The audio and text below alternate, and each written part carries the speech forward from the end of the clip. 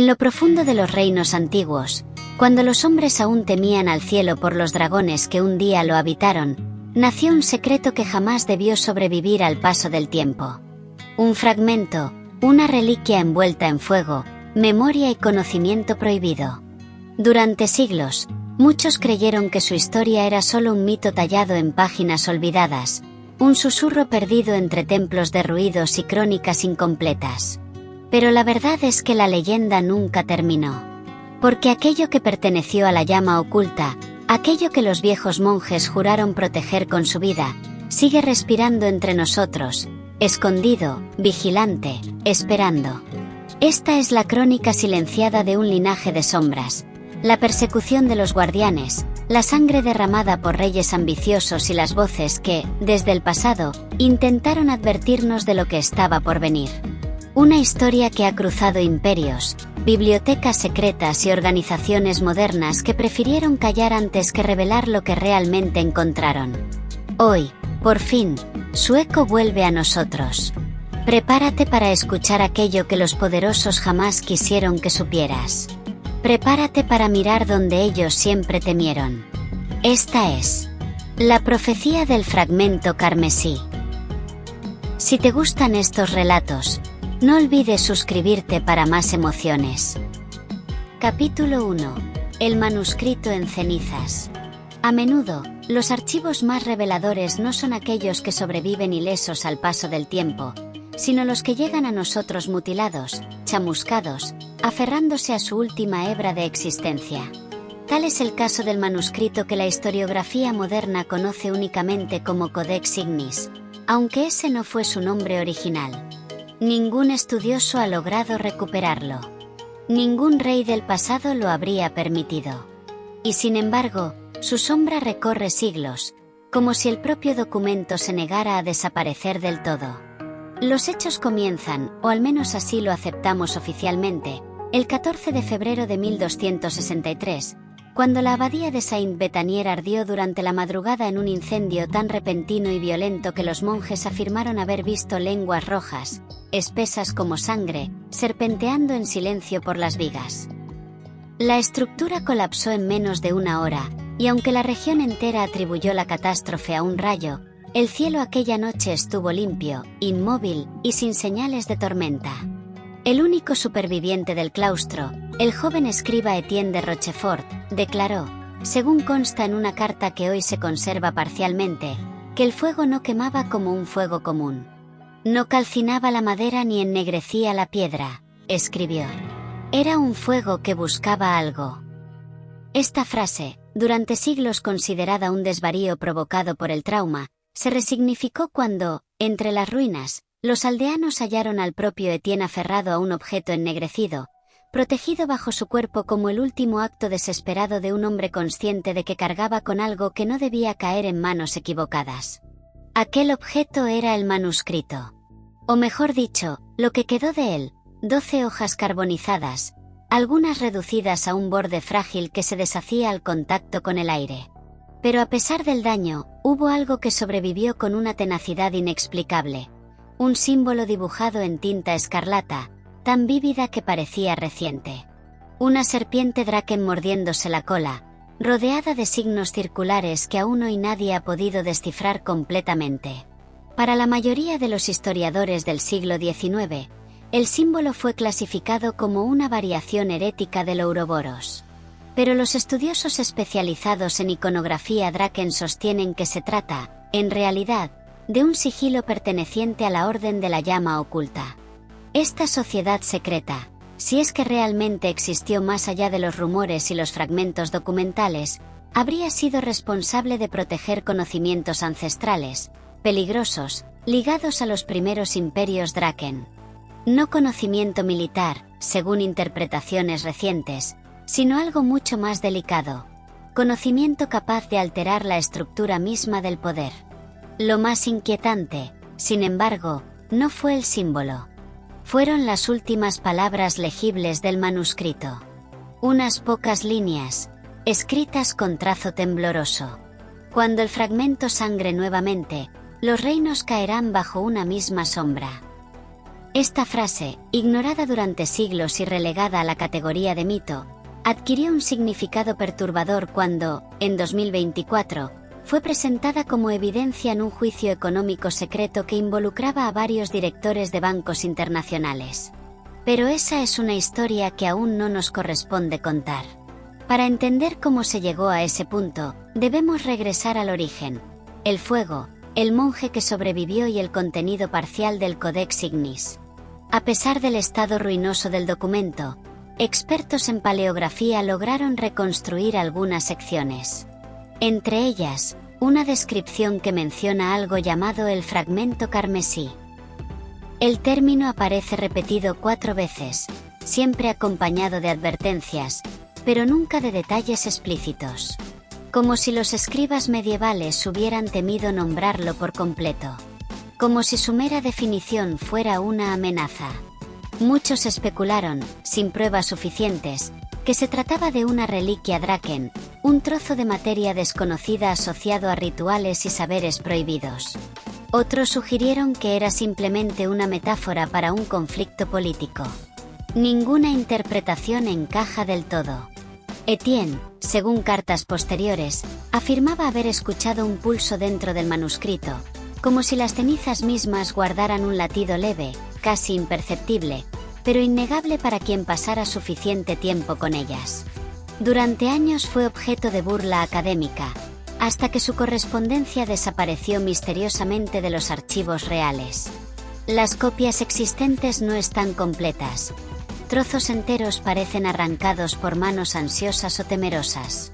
Lo inusual del caso es que, mientras el manuscrito ardió en medio del fuego, la tinta roja no solo sobrevivió, sino que parece haberse vuelto más intensa con el paso de los siglos. Independientemente de la temperatura o el material, ningún pigmento medieval conocido resiste el calor de tal manera. Algunos científicos modernos han sugerido compuestos minerales, tal vez óxidos desconocidos en la época. Otros, en voz baja y sin atreverse a publicarlo, admiten la posibilidad de un material fuera del alcance de la alquimia común. Los aldeanos que acudieron a apagar el incendio aseguraron que el joven escriba repetía una frase una y otra vez: no debían venir por él, no debían saber. Cuando se le preguntó a qué se refería, Etienne solo respondió: aquel que lo tocó antes que yo lo buscó para abrir el ojo rojo, y el mundo no está preparado. El manuscrito desapareció siglos más tarde, durante la Revolución Francesa, cuando muchos objetos de valor fueron saqueados o destruidos. Pero algunos académicos sostienen que nunca fue destruido, que alguien lo tomó, y que lo que hoy llega a nosotros como fragmento de juicio, filtración digital o rumor de archivo económico, no es más que la continuación de un mismo hilo que jamás se rompió. Así comienza esta historia. No con un héroe, ni con una batalla, sino con cenizas, y una advertencia escrita con tinta que jamás debió seguir viva. Capítulo 2. La llama oculta renace en susurros. En la historia de las órdenes medievales, pocas poseen un fin tan nebuloso como la llamada llama oculta. La mayoría de hermandades monásticas dejó atrás registros claros, censos, liturgias, inventarios, cartas entre abadías. Incluso las órdenes militares más secretas, como los templarios, generaron documentos suficientes para reconstruir, con relativa precisión, sus últimos días. Pero la llama oculta no dejó nada. Nada excepto rumores, fragmentos, sellos dispersos y un silencio tan profundo que parece intencional. Demasiado intencional. Para el historiador tradicional, esto constituye frustración. Para quienes conocen los vacíos del pasado, es una señal evidente de que alguien se tomó muchas molestias para borrar su rastro. La supuesta erradicación de la orden se ubica entre 1472 y 1475. En aquellos años, una coalición de reyes europeos, todos ellos recién enriquecidos por rutas comerciales emergentes, ordenó la depuración de ciertos grupos que mantenían conocimientos no aprobados por la corona. Entre ellos se encontraba la llama oculta, acusada de custodiar objetos y saberes de origen Draken, peligrosos para la estabilidad del reino. Lo interesante es que no existe ningún acta formal declarando la existencia de tales objetos. Es como si se hubiera luchado contra un enemigo cuyo delito jamás se especificó por escrito. Los únicos documentos que mencionan la campaña son cartas entre comandantes, pero incluso esas parecen escritas con cautela excesiva, casi con miedo. Una de ellas dice: los guardianes rehúsan entregar la piedra. Creen que arderá el mundo si la dejamos caer en manos impuras. Otra, más críptica: no es un tesoro lo que protegen. Es una advertencia. Tras 1475, no volvemos a encontrar registros directos. La orden desaparece de las crónicas como si hubiese sido tragada por la tierra. Los historiadores dieron por sentado que había sido aniquilada. Durante siglos, nadie cuestionó esa versión. Hasta finales del siglo XX. En 1998, un analista financiero francés, cuyo nombre omitiré por petición expresa suya, descubrió algo inquietante. Durante una auditoría rutinaria en el Banco Centroman, encontró un directorio digital oculto bajo múltiples capas de acceso restringido. Esto, por sí solo, no tiene nada de extraordinario. Lo extraordinario es lo que había dentro. Un conjunto de archivos titulados Protocolos de Salvaguarda a nivel carmesí. Y, sobre todo, el sello. Un emblema circular en tinta roja digitalizada. Una serpiente Draken mordiéndose la cola, estilizada con trazos que imitaban llamas curvadas. Cuando lo entrevisté años después, el analista describió la sensación que le produjo. Era antiguo. Demasiado antiguo para estar en un servidor moderno. No era decoración. Era una firma. Un mensaje. O un recordatorio. Intentó copiar los archivos. No pudo. Intentó imprimirlos. La impresora bloqueó la orden. Intentó tomar fotografías con su teléfono. No aparecieron en la galería. Al día siguiente, su acceso fue revocado sin explicación. Y la carpeta había desaparecido. Renunció pocas semanas más tarde, convencido de que no debía acercarse otra vez a aquello. Aún en su retiro, temía hablar del tema en voz alta. 3 años después, en 2001, un restaurador italiano encontró el mismo sello Draken en un libro mayor de 1854, perteneciente a una antigua compañía marítima que operaba entre Marsella y Alejandría. El sello estaba impreso en las páginas que registraban cargas especiales, sin descripción, sin peso, sin origen. Solo la marca roja. El restaurador asumió que era un error de impresión. Pero la tinta analizada resultó contener un pigmento cuya composición no correspondía a ningún colorante industrial del siglo XIX. Era demasiado puro. Demasiado estable. Demasiado parecido a la tinta del Codex Ignis, aquel manuscrito carbonizado recuperado siglos atrás en la abadía incendiada. En 2003, la investigadora británica Diane Rockwood propuso por primera vez la teoría que hoy desconcierta a la comunidad académica. La llama oculta no desapareció. Cambió de forma. Según Rockwood, los reyes medievales jamás destruyeron a la orden, la integraron en sus aparatos administrativos. Al principio como custodios de archivos secretos, luego como notarios especializados, después como contadores, y finalmente como asesores financieros de alto nivel. La supervivencia de la llama no sería entonces militar ni religiosa, sino burocrática. Invisible. Silenciosa. Eficaz. Una sociedad secreta convertida en engranaje del poder económico. Una red discreta de familias que, generación tras generación, transmitieron instrucciones antiguas bajo la apariencia de trabajo contable. Rockwood fue ridiculizada por sus colegas. A los 6 meses dejó la universidad. A los 2 años desapareció tras un viaje de investigación a Viena. Nunca se encontraron sus notas finales. El punto de inflexión llegó en 2017, cuando estalló uno de los escándalos corporativos más grandes de las últimas décadas. Decenas de correos electrónicos internos, filtrados por un informante anónimo, mostraban referencias directas a algo llamado Protocolo de Resguardo Carmesí. Los correos estaban severamente redactados, pero el encabezado electrónico conservaba un pequeño icono. El icono no correspondía a ninguna marca moderna. Era, nuevamente, la serpiente en círculos de fuego. ¿Qué hacía un sello medieval en comunicaciones internas de una megacorporación del siglo XXI? ¿Por qué el nombre carmesí aparecía siempre vinculado a procedimientos de seguridad extrema? ¿Y por qué los fragmentos del Codex Ignis mencionaban exactamente el mismo término en relación con un objeto de origen Draken? La respuesta llegó, inesperadamente, desde fuera del ámbito académico. En 2019, un hacker especializado en análisis de redes profundas rastreó varias transacciones financieras que parecían estar vinculadas a una estructura internacional oculta. No era un grupo grande. Lo sorprendente era su tamaño. Una red de solo 37 individuos repartidos por Europa, Asia y América. Personas conectadas no por empleo, sino por herencia. Lo que el hacker descubrió, según consta en su testimonio filtrado, fue que todos compartían un mismo identificador cifrado.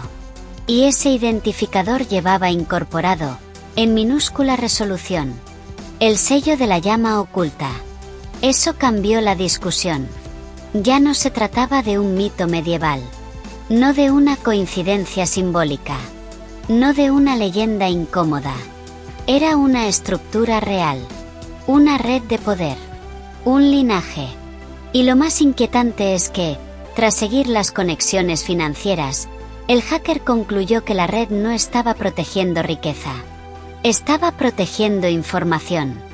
Una información tan sensible que, según él mismo declaró, cualquier gobierno moderno estaría dispuesto a pagar millones por acceder a ella, o matar por impedir que otros la obtengan.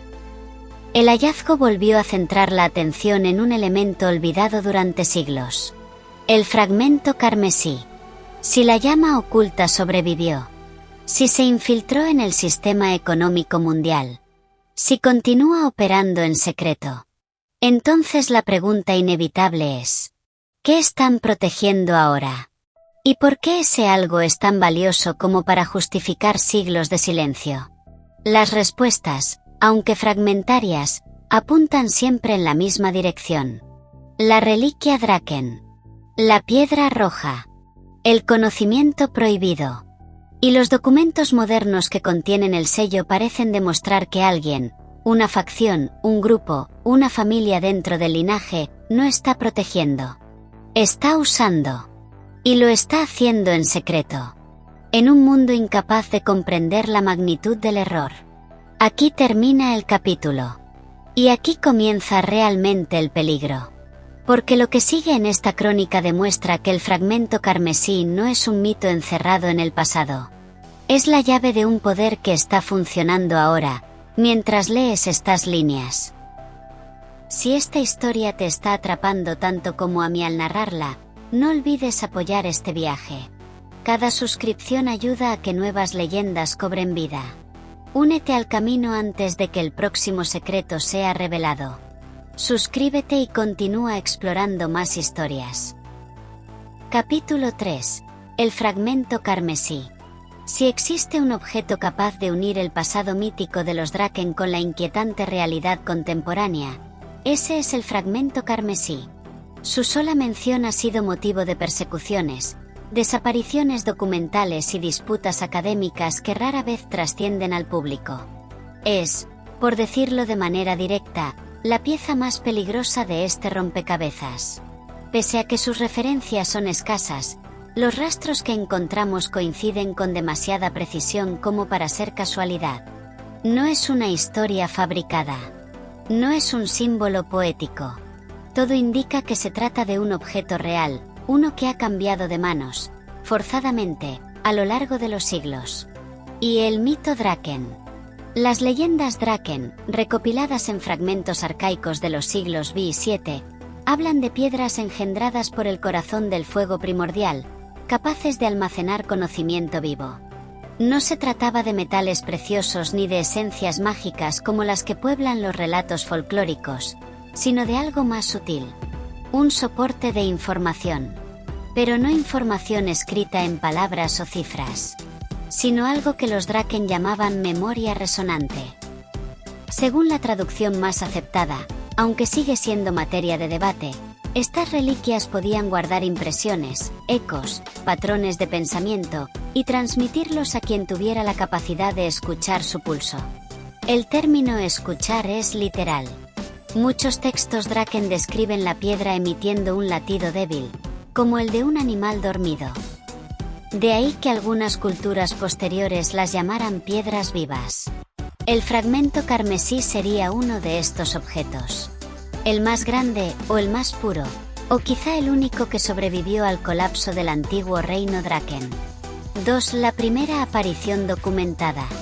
La primera referencia histórica firme aparece en un manuscrito del año 1148, hoy conservado en la Biblioteca de Lyon, donde un monje anónimo describe el saqueo de una fortaleza caída y menciona una piedra roja que latía en la oscuridad.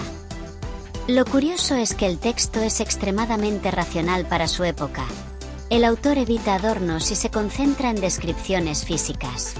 Del tamaño de una mano abierta. Translúcida como el vino tinto. Su interior parecía arder. Emitía un pulso leve que hacía vibrar las tablas del suelo. El monje asegura que los caballeros que la tomaron temblaron al sostenerla y la entregaron a un grupo de personas encapuchadas que no pertenecían a ninguna orden militar conocida. Es la aparición más temprana de los guardianes. 3. La conexión con la llama oculta. Siglos después, en los registros vinculados a la llama oculta, el fragmento carmesí aparece siempre asociado a términos de peligro, protección y advertencia. Nunca de utilidad. Nunca de poder. Los guardianes medievales parecían verlo como una carga, no como un recurso. Esto contrasta brutalmente con el modo en que ciertos organismos actuales, según filtraciones recientes, parecen considerarlo. No como una reliquia peligrosa, sino como una herramienta. Una herramienta con la capacidad de revelar patrones económicos, anticipar crisis o incluso, si se interpretan literalmente algunos testimonios, proyectar escenarios futuros de comportamiento humano. La idea resulta disparatada para la academia convencional, pero no para quienes han estudiado la historia de la piedra a lo largo del tiempo. 4. El cazador de reliquias. Uno de los testimonios contemporáneos más perturbadores proviene de un cazador de antigüedades clandestino, conocido solo como Marvik, cuya identidad permanece oculta debido a la naturaleza ilegal de sus actividades. Su relato fue recogido por un documentalista noruego y filtrado años después en foros especializados.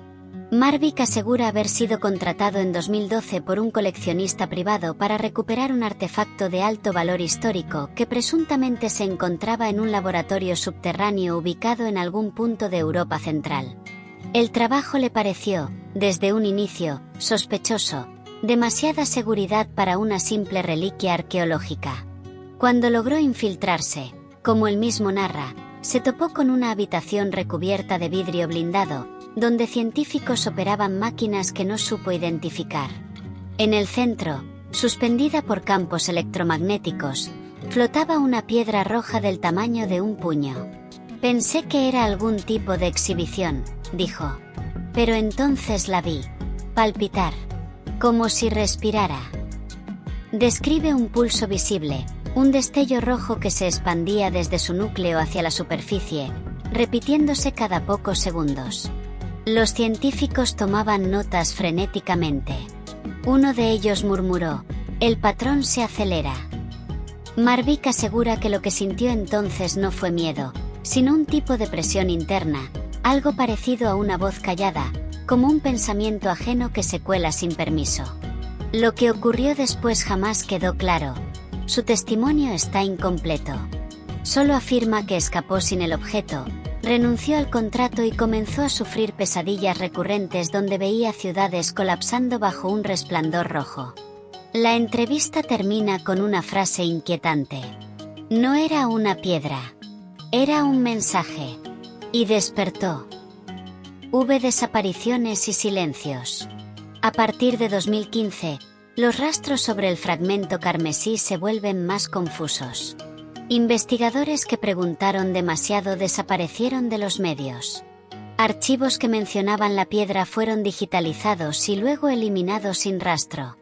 El término carmesí comenzó a aparecer en protocolos corporativos de acceso limitado. Más alarmante aún es la existencia de un informe no confirmado del año 2020, donde un laboratorio de defensa europeo habría registrado un pulso energético atípico vinculado a un objeto de características minerales no clasificadas. El informe menciona un detalle escalofriante. El pulso coincide con las descripciones medievales de latido. Vi un objeto fuera de tiempo. Al compilar todas las evidencias, la conclusión resulta tan improbable como obvia. El fragmento carmesí no es un mito aislado, sino un objeto real cuya presencia ha asomado en distintos periodos históricos de forma consistente.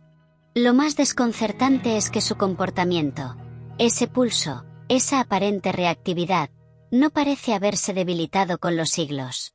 Al contrario, los testimonios modernos lo describen más despierto que nunca. Esto llevó a un investigador estadounidense, Dr. Collins Mersap, a formular una hipótesis que, aunque controversial, está cobrando fuerza. El fragmento es un artefacto inteligente. No en el sentido tecnológico moderno, sino en un sentido más antiguo y profundo. Responde al tiempo. Y cuando el mundo entra en crisis, su actividad aumenta. Capítulo 4. La conspiración del rey caído.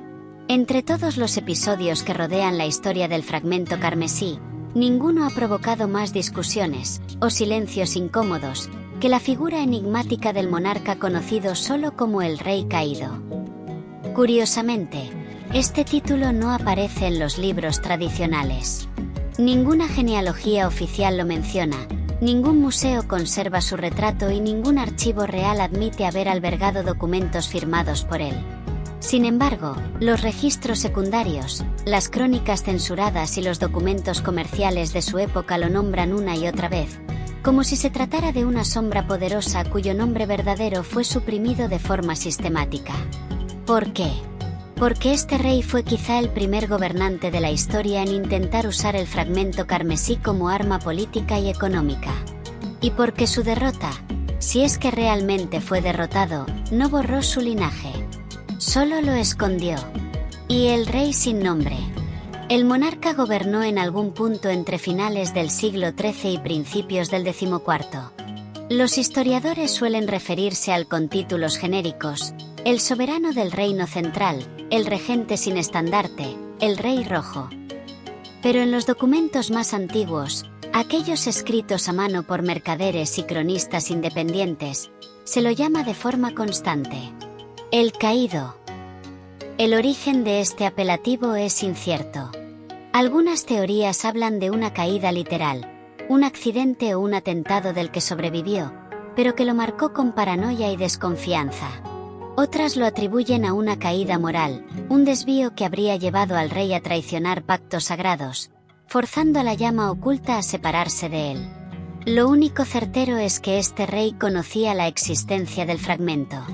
Y lo codiciaba. 2. La búsqueda prohibida. En un conjunto de cartas fechadas alrededor de 1312, rescatadas en secreto de un archivo privado en Viena, se hace referencia directa a una piedra que late reservada para la mente del soberano.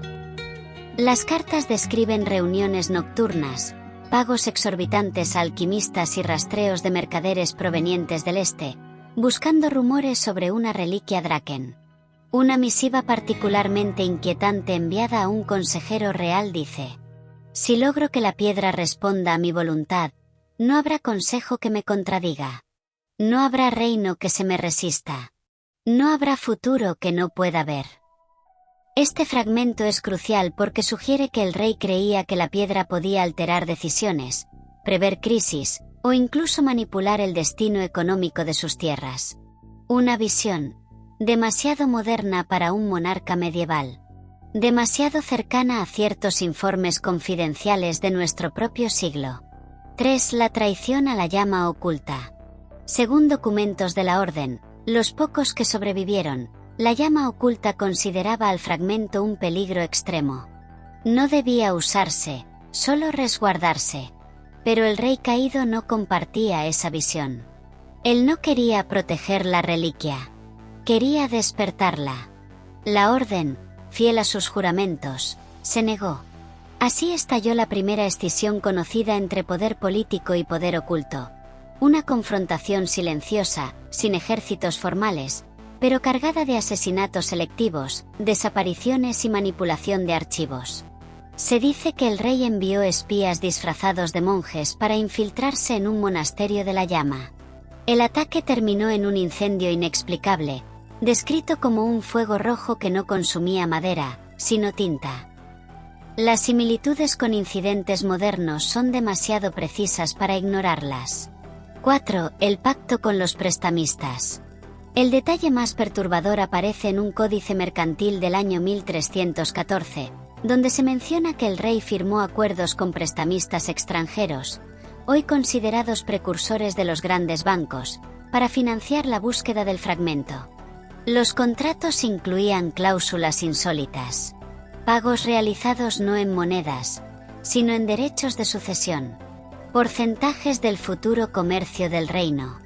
Y una condición final extremadamente inusual.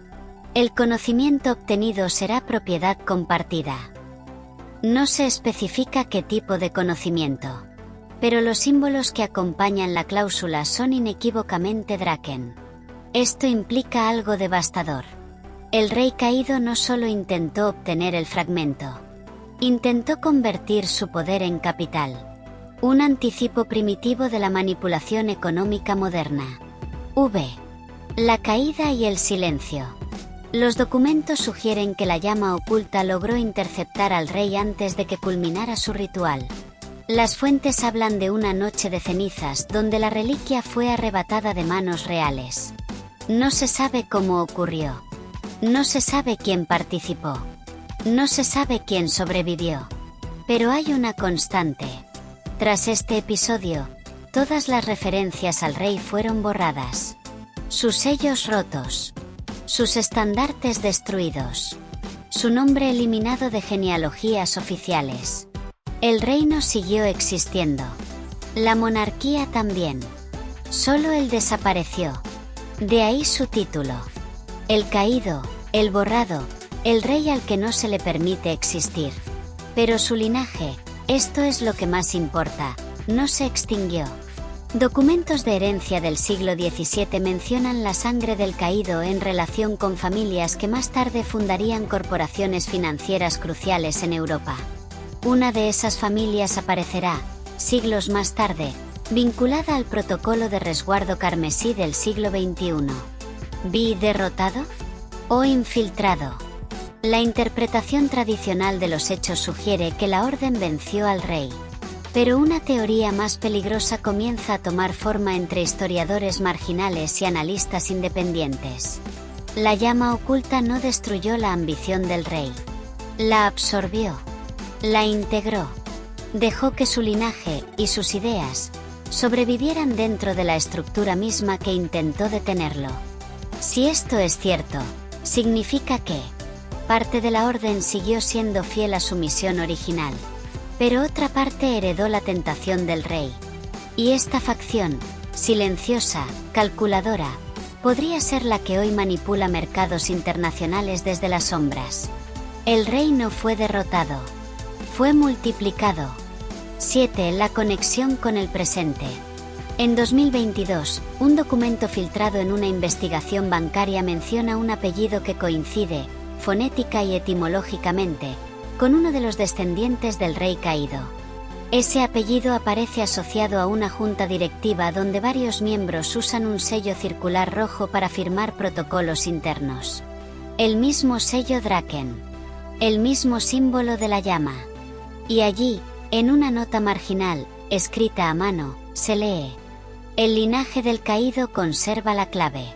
No permitir que el fragmento responda solo. La frase implica dos cosas aterradoras. El fragmento carmesí sigue activo. Alguien teme que actúe por su cuenta. La conspiración del rey caído no terminó en la Edad Media. acaba de cambiar de escenario. Y, como veremos en el siguiente capítulo, sus descendientes no solo sobrevivieron, sino que hoy ocupan sillas estratégicas en el poder económico global. Capítulo 5. Los herederos invisibles. Si uno observa los grandes movimientos económicos de los últimos 2 siglos, hay patrones que, a simple vista, parecen naturales: fusiones inevitables, colapsos cíclicos, despuntes que coinciden curiosamente con cambios políticos.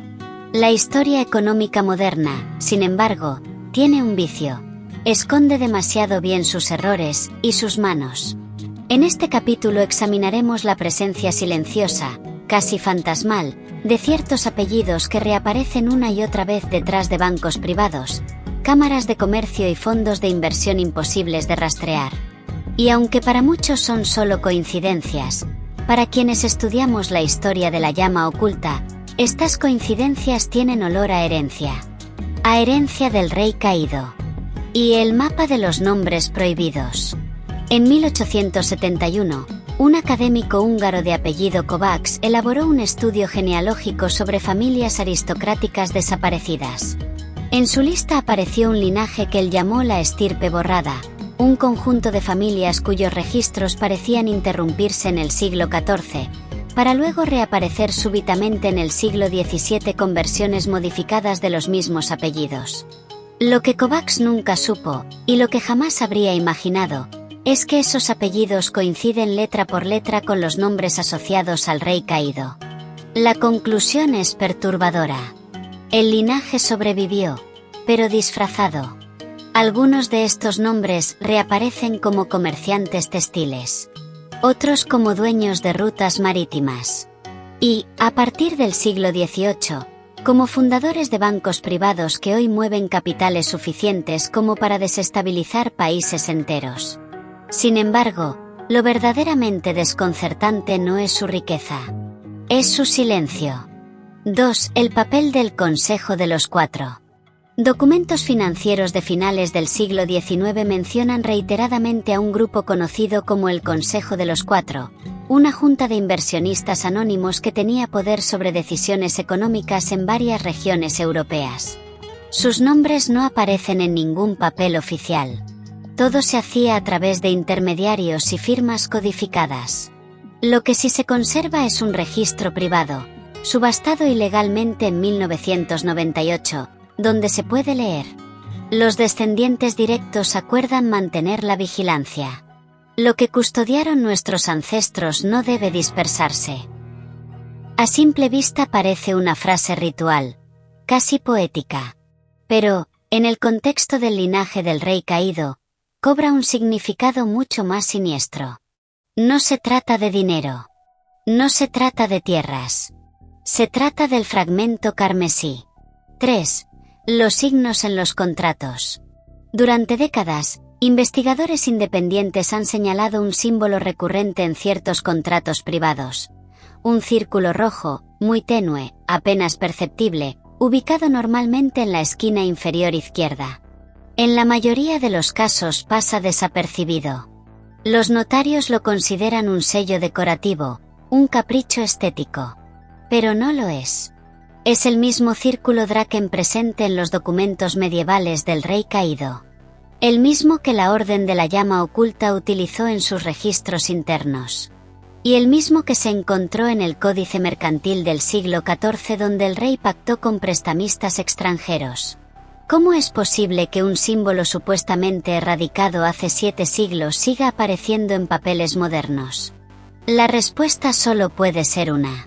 Los herederos del caído continúan activos, coordinados, y aún vinculados al fragmento. 4. La Fundación Signum y el regreso del sello. A principios del siglo XX, una organización filantrópica llamada Fundación Signum emergió en Europa con el objetivo aparente de estudiar los efectos de las crisis económicas y proponer soluciones para la estabilidad global. Detrás del discurso académico, sin embargo, se ocultaba un detalle inquietante. El logotipo original incluía 3 líneas curvas que, superpuestas, formaban discretamente el símbolo Draken. Ese logo fue modificado en 1974, tras la filtración de documentos internos en los que se mencionaba la custodia del conocimiento antiguo. Los cambios al logotipo fueron, según sus directivos, una actualización estética. Pero la verdad, según un exconsultor de la fundación, fue bastante diferente. En una entrevista grabada en 1991, jamás emitida públicamente, afirmó: "No se trataba de estética. Era un reconocimiento. Demasiada gente había visto el símbolo. Temían que se descubriera que la fundación no fue creada para ayudar, sino para vigilar". Vigilar qué, exactamente, nunca lo explicó. Pero todos los indicios apuntan a lo mismo. El fragmento. El silencio heredado. En 2008, durante una reestructuración bancaria global, varios documentos internos filtrados a la prensa mencionaban un comité llamado los Custodios del Rojo. Nadie supo explicar quiénes eran o por qué figuraban en contratos de instituciones multimillonarias. El término se disolvió en el ruido mediático, pero en ciertos círculos académicos se habló en voz baja de una posible conexión. Rojo por el símbolo del fragmento. Custodios por la orden medieval. Comité por una estructura hereditaria. Lo más alarmante es que estos nombres aparecen únicamente cuando ocurren crisis económicas globales. Como si sus miembros no participaran en la economía cotidiana, sino solo en momentos donde el sistema entero tambalea. Como si no estuvieran interesados en el dinero, sino en algo más profundo, más antiguo. Algo que no debe escapar a su control. Vi la línea que no se debe cruzar. Después de revisar cientos de registros, resulta imposible ignorar la conclusión general. Los descendientes del rey caído no desaparecieron. No fueron derrotados. No se ocultaron por miedo, sino por estrategia. Hoy forman parte de juntas directivas, fondos privados, bancos de inversión y organismos internacionales. Su influencia no se percibe en las noticias, sino en las decisiones silenciosas que afectan a millones de personas sin que nadie se dé cuenta. Y más inquietante aún, todo indica que su objetivo no es solo preservar riqueza. Están esperando. Esperando que, nadie lo sabe con certeza. Pero a juzgar por los archivos más antiguos, y por las filtraciones más recientes, muchos temen que el fragmento carmesí vuelva a activarse. Y que ellos quieren ser los únicos capaces de controlarlo cuando ese día llegue. Así hemos llegado al final de esta parte del fragmento carmesí, pero tu aventura apenas comienza. Si quieres más misterio, acción y secretos que desafían lo imposible, suscríbete ahora. Cada historia nueva te llevará a mundos que no querrás dejar de explorar. Y tú puedes ser parte de ellos. No te lo pierdas.